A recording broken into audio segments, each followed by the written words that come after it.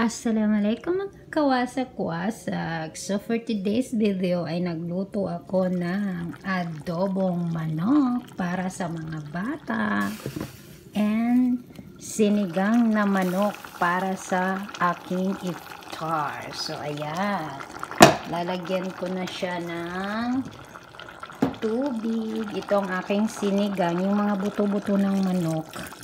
Ayan ang aking sinigang para may sabaw tayo mamayang iftar. So ito yung akin. Ito yung sa mga bata, adobong manok. Favorite nila yan. And nagluto na rin ako ng kanin. So duhor na dito. So magpe-pray na tayo. Thank you for watching. Ayan. Again, sinigang na manok.